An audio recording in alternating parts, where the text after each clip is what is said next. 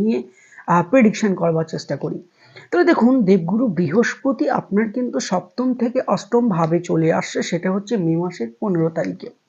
তাহলে মে মাসের 15 তারিখে এই দেবগুরু বৃহস্পতি যখন ভাব পরিবর্তন করবে অষ্টম হাউসে, অষ্টম হাউসে যখন বৃহস্পতি আসবে তখন দৃষ্টি কিন্তু দেবে আপনার দ্বাদশ ভাবে, আপনার দ্বিতীয় ভাবে, এবং ঠিক তার পাশাপাশি আপনার দৃষ্টি প্রদান করবে কিন্তু পঞ্চম ভাবে। এই যে জায়গাটা, এই জায়গাটা কিন্তু আপনার জন্য একটা অত্যন্ত শুভ যোগ। আবারও বলি, দেবগুরু বৃহস্পতি 8th হাউসে অবস্থান করে আপনার দ্বাদশ ভাব, দ্বিতীয় ভাব এবং আপনার চতুর্থ ভাবে দৃষ্টি দেবে। কি হতে পারে? দেবগুরু বৃহস্পতির দ্বাদশ ভাবে দৃষ্টি, এটা আপনার ইন্ডিকেট করে কর্মসূত্রে বাইরে যাওয়ার জটিলতাগুলো কাটতে থাকছে। আপনার সুন্দর একটা দেবভূমি দর্শনের একটা সুযোগ এই 2025 সালে আপনাকে করে দিচ্ছে দেবগুরু বৃহস্পতি।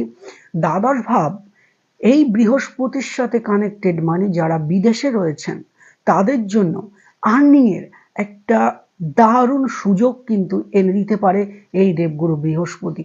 আর্নিং এর কেন বললাম? দেবগুরু বৃহস্পতি আপনার জন্মকুণ্ডলীতে দ্বিতীয় ভাবের হাউস লর্ড, যেটা হচ্ছে আপনার সঞ্চয়ের জায়গা, এবং সঞ্চয় এবং দ্বাদশ এই দুটো সঞ্চয় হবে বিদেশ থেকে। এই যে যোগটা, অর্থাৎ আউট অফ স্টেট হতে পারে, আউট অফ কান্ট্রি হতে পারে, এই জায়গাগুলো থেকে যারা ভাবছেন যে আপনার বিদেশে যাবেন, বৃশ্চিক রাশি জাতক বা জাতিকারা যেতে পারছেন না, বিভিন্ন রকমের বাধাবিঘ্ন আসছে, সেই জটগুলো আপনার খুলতে থাকছে। কবে না? আপনার মে মাসের 15 তারিখের পরে গিয়ে। এটা আপনার জন্য সমস্ত রকমের বাধাবিঘ্নকে অতি অবশ্যই কাটিয়ে দেবে, দ্বিমতের কোনো জায়গা নাই।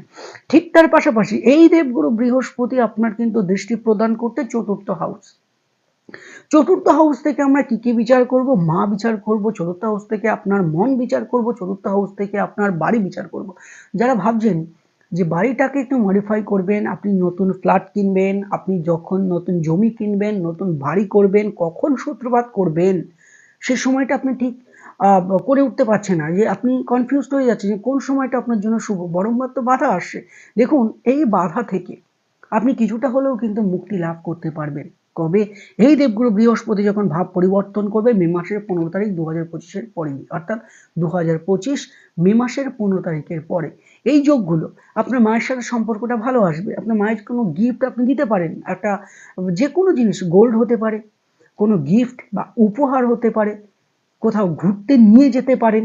অর্থাৎ আপনার মা, যে কোনো কিছু শুভ জিনিস বিচার করা হবে, বা যদি কোনো গিফট দিতে চান, মায়ের জন্য কিছু করতে চান, আর সেটা কিন্তু অতি অবশ্যই বলাই বাহুল্য যে মে মাসে